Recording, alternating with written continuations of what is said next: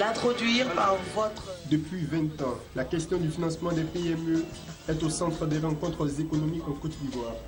Cette année encore, le même sujet revient à la 5e édition des journées promotionnelles des PME et de l'artisanat. D'où le thème financement des PME, difficultés persistantes, solutions émergentes. Un thème qui va être débattu à travers des panels et conférences.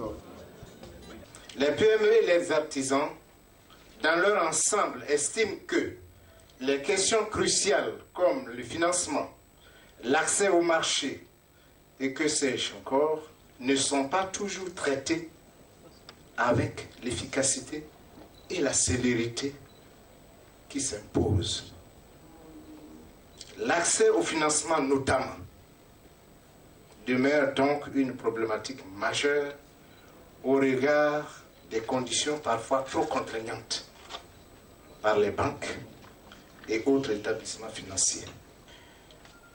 De tout temps, l'une des difficultés récurrentes qui freinent l'essor des PME est leur difficile accès au financement. Il va donc s'agir pour nous de réfléchir sur des pistes de solutions pérennes et innovantes pouvant faciliter l'accès des PME au financement. Présent à cette cérémonie, le Premier ministre ivoirien Daniel Kablan-Duncan a montré l'importance que le gouvernement accorde aux PME. Et pour cela, les autorités ont engagé de nombreuses mesures. La loi d'orientation de la politique nationale de promotion des PME, adoptée en mars 2014. La convention cadre sur le financement de la commande publique. Et ça, c'est important, visant à améliorer les flux de financement des banques et établissements financiers en faveur donc des PME ivoiriennes bénéficiaires des marchés publics. La prise du décret visant l'amélioration des conditions d'accès des PME au marché public à travers, entre autres, la réduction du montant de caution provisoire, l'attribution d'un quota de 20% des marchés aux PME, le bénéfice d'une marge de préférence de 5% aux entreprises sous-traitantes, au moins 30% de leur marché aux PME locales. Le chef du gouvernement ivoirien, par ailleurs ministre de l'économie, des finances et du budget, a lancé un appel solennel aux banques ivoiriennes. En ce qui le concerne, le gouvernement s'engage à porter une attention particulière aux conclusions de ces journées pour un développement harmonieux et rapide des PME et l'artisanat. C'est le lieu de saluer le partenariat avec la FPIPME et d'appeler les acteurs du secteur financier ainsi que les partenaires techniques et financiers à faire du financement des PME et de l'artisanat une priorité pour un développement plus inclusif. 3 jours durant, plusieurs dizaines de PME et d'artisans vont profiter de cette tribune qui leur est dédiée pour montrer le savoir-faire, tisser des partenariats et peut-être obtenir des financements.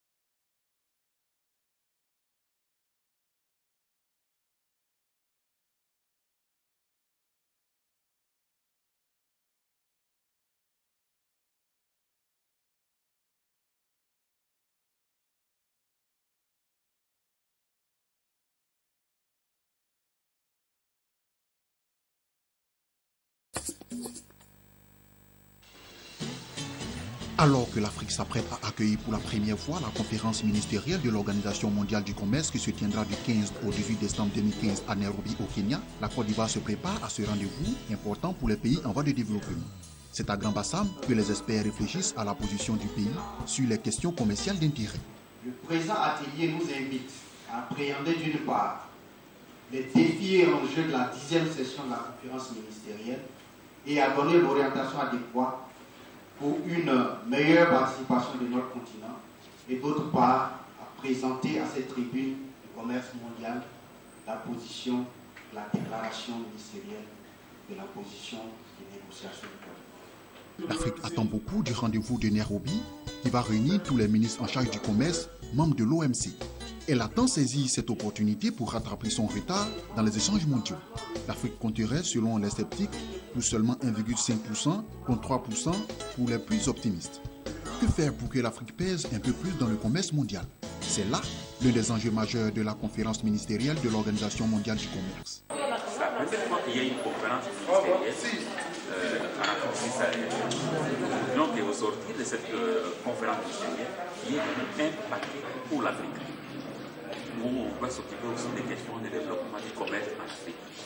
Vous savez, l'Afrique est un continent où il y a beaucoup de pays les moins avancés et il y a des pays en développement, mais ce sont des pays en développement considérés comme les pays intermédiaires, que nous ne pouvons pas comparer à la Chine, l'Inde.